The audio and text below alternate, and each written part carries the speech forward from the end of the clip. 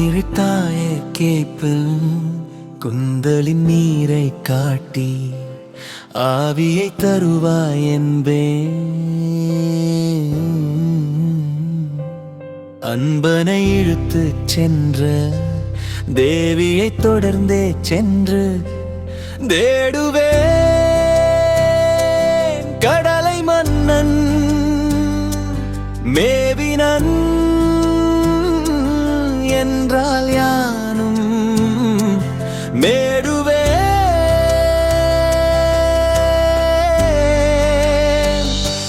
என்றாள் சென்றாள்.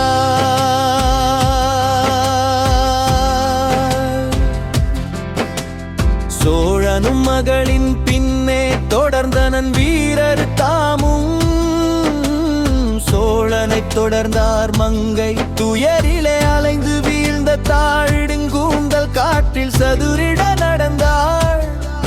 பொன்னி ஆழியை நோக்கி செல்லும் மடியினை தொடர்ந்தே சென்றாள். கூவிய நடந்த மங்கை கொதிப்புறும் நெஞ்சை ஆற்ற மேவிய மார்பின் மீதே வேலொளிக்கை அல் வைத்தே ஆவியை பிடிப்பான் போன்றே அடித்தடி தொடர்ந்தாள். கால்கள் கேவிட தவழ்ந்தாள். சுற்றம் கிளர்ந்தவள் பின்னால் செல்லும். கீழ்த்திசை வானில் வெள்ளி கிளம்பிடும் கதிரோ நாட்டை வாழ்த்திட வருவான் வான வரம்பிடையார்வான் மீண்டும்.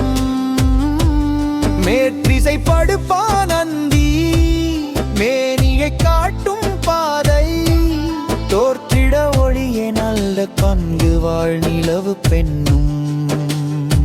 பொன்னி பெருந்தாயே புகழ் வளர்த்த காவிரியே இன்னவனை கொண்டு சேர்ந்த இடம் கூறாயோ.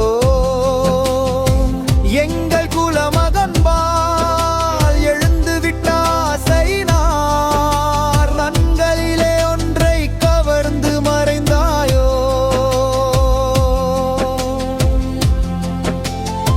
பொய்யோடு வந்த புன்மை புழு கூட்டம் கையூட்டு தந்து கவர்ந்து செல்லச் செய்ததுவோ. வஞ்சத்தில் ஆர்ந்து வசமிழந்த தீமனத்தர் மெஞ்சம் அமைதியுடனே அனை நீ கொண்டாயோ.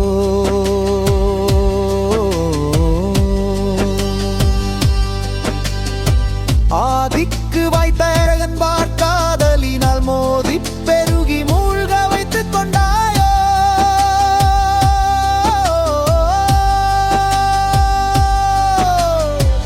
ஊரார் அறியாத ஓரிடத்தை தேர்ந்தெடுத்து சீராரும் நாயகனை திரு இமைத்தாயோ.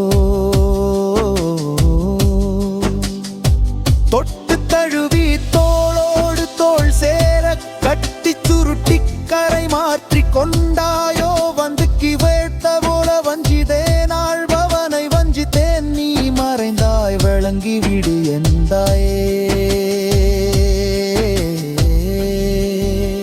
இப்படி இரு நாள் செல்ல இன்முக வடிவம் மாற கைப்பிடி மலராள் மேனி கனவிடை சருகாய் தீயே மைப்பிடி கன்றல் மண்மை